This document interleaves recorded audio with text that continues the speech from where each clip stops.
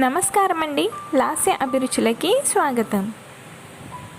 మీరు first time dum biryani చేస్తే నేను చూపెట్టిన విధానంలో చేయండి. చాలా సింపుల్గా, ఈజీగా, టేస్టీగా చికెన్ దమ్ బిర్యానీ ఇంట్లోనే చేసుకోవచ్చు. ముందుగా నా వీడియోని లైక్ చేయండి, అలాగే నా ఛానల్ని సబ్స్క్రైబ్ చేసుకోండి. ఇప్పుడు simple and tasty chicken dum biryani ఎలా చేయాలో చూద్దాం. ముందుగా 2 పెద్ద ఉల్లిపాయలని ఇలా సన్నగా పొడుగ్గా కట్ చేసుకోవాలి. ఇప్పుడు వీటిని మనము ఫ్రై చేసుకుందాము. గోల్డెన్ బ్రౌన్ కలర్ వచ్చేంత వరకు ఫ్రై చేసుకోవాలి. ఇప్పుడు స్టవ్ మీద గిన్నె పెట్టుకొని ఒక 2 టేబుల్ స్పూన్లంత ఆయిల్ వేసి ఆనియన్ మొత్తం ఒకేసారి వేసుకొని కలర్ మారేంత వరకు ఫ్రై చేసుకోవాలి. అలా అని మొత్తం మాడకూడదు, జస్ట్ గోల్డెన్ బ్రౌన్ కలర్లోకి వచ్చేంత వరకు ఫ్రై చేసుకోవాలి.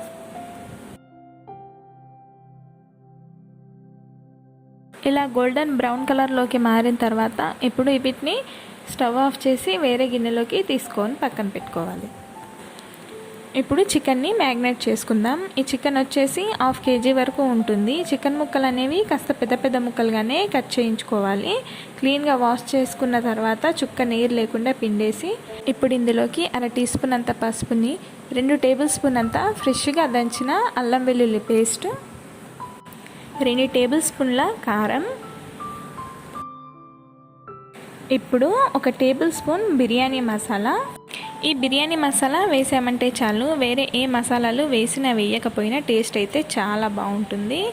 దీంతో ఒక 1/2 టీ స్పూన్ అంతా గరం మసాలాను కూడా వేసాను. ఒక 4-5 పచ్చిమిర్చి ఇలా మధ్యలోకి విరిచి వేయండి. ఇప్పుడు ఇదంతా ఒకసారి ఇలా కలుపుకోవాలి. ఇప్పుడు ఇందులోకి సన్నగా కట్ చేసి పెట్టుకున్న కొత్తిమీర 1 పిడికెడు, అలాగే పుదీనా కూడా 1 పిడికెడు సన్నగా కట్ చేసి పెట్టుకోవాలి. అలాగే మనం ముందుగా ఫ్రై చేసుకున్న బ్రౌన్ ఆనియన్స్, ఒక 100 గ్రామ్ అంతా పెరుగుని యాడ్ చేస్తున్నాను. ఒక పెద్ద సైజు నిమ్మకాయ గింజలేం లేకుండా తీసేసుకొని ఇలా రసాన్ని పిండుకోవాలి. ఇప్పుడు లాస్ట్లో ఒక 3 టేబుల్ స్పూన్ అంతా ఆయిల్ వేసుకోవాలి. ఇదంతా ఇలా కలుపుకోవాలి. ఉప్పు అయితే కారం వేయగానే ఉప్పు వేయండి, నేనైతే లాస్ట్లో వేసాను. రుచికి సరిపడ ఉప్పు వేసి మొత్తం అంతా కలుపుకోవాలి. ముక్కలకు మసాలా మొత్తం పట్టేలాగా అంతా కలుపుకొని ఇప్పుడు ఈ చికెన్ని 1 గంట సేపు మ్యాగ్నేట్ చేసుకోవాలి. అంటే మొత్తం అంతా కలిపి గాలి వెళ్ళకుండా టైట్గా మూత పెట్టి 1 గంట సేపు నానబెట్టుకోవాలి. ఒకవేళ మీకు టైం లేకపోతే అరగంట అయినా నానబెట్టుకోండి. ఇప్పుడు మూత పెట్టుకొని 1 గంట సేపు అయినా నేను పక్కన పెట్టుకుంటున్నాను. అరగంట తర్వాత 1/2 కిలో చికెన్కి 1/2 కిలో బాస్మతి రైస్ తీసుకుంటున్నాను. నేను రైస్ అయితే కొంచెం ఎక్కువే తీసుకుంటున్నాను. 1/2 కిలో చికెన్కి 1/2 కిలో బాస్మతి రైస్ కరెక్ట్గా సరిపోతుంది. మీరు నార్మల్ రైస్తో చేయాలనుకుంటే నార్మల్ రైస్ని కూడా వాడుకోవచ్చు. నేనైతే 2 గ్లాసుల వరకు రైస్ తీసుకున్నాను. ఇవి 1/2 kg కంటే కొంచెం ఎక్కువే ఉంటాయి. ఇప్పుడు వీటిని క్లీన్గా వాష్ చేసి మంచినీళ్ళు పోసి ఒక అరగంట పాటు నానబెట్టుకోవాలి. నీళ్లు కొలిచి పెట్టాల్సిన అవసరం ఏం లేదు, ఎన్నైనా పెట్టుకోవచ్చు, కాకపోతే తక్కువ కాకుండా చూసుకోండి. ఇప్పుడు అరగంట తర్వాత స్టవ్ మీద రైస్ పెట్టుకొని మన ఇష్టానికి తీరు మసాలాలు యాడ్ చేసుకోవాలి. మీకు ఎక్కువ కావాలంటే ఎక్కువ, తక్కువ కావాలంటే తక్కువ.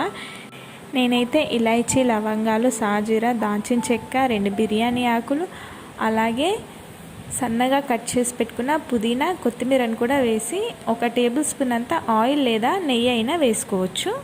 రుచికి సరిపడా ఉప్పుని వేసి మూత పెట్టి పొంగొచ్చేంత వరకు ఉడికించుకోవాలి. ఇలా పొంగు వచ్చాక వెంటనే మూత తీసేసుకోవాలి, లేదంటే రైస్లో ఉన్న వాటర్ అన్నీ బయటకు వచ్చేస్తాయి. రైస్ ఉడకడం స్టార్ట్ అయ్యాక ఇందులో ఉన్న గంజి వాటర్ని ఒక 1/2 టీ గ్లాస్ అన్నీ తీసుకొని పక్కన పెట్టుకుంటున్నాను. కొద్దిగా తీసుకోవాలి, ఎక్కువేం అవసరం లేదు. ఇది ఎందుకన్నది నేను తర్వాత చెప్తాను.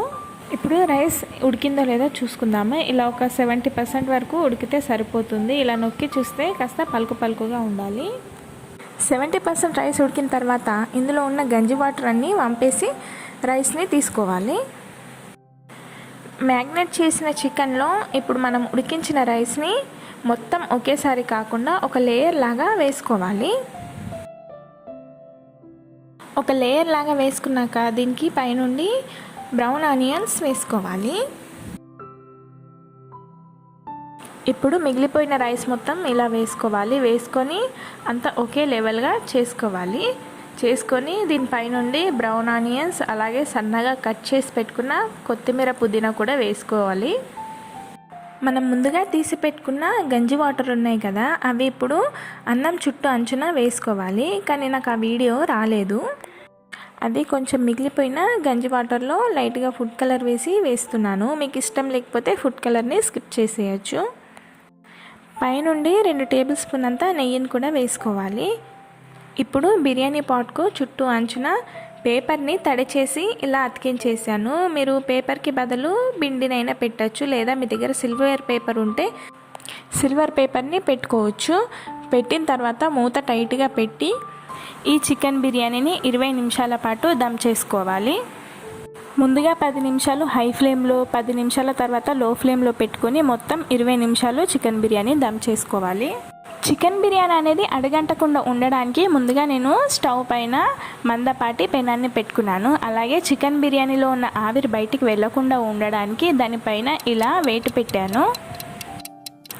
10 నిమిషాల తర్వాత ఇప్పుడు మంటని లో ఫ్లేమ్లో పెట్టుకోవాలి. లో ఫ్లేమ్లో పెట్టుకొని 10 నిమిషాలు దమ్ చేసుకోవాలి. 10 నిమిషాలు లో ఫ్లేమ్లో దమ్ చేసుకున్నాక ఇప్పుడు స్టవ్ని ఆఫ్ చేసుకోవాలి.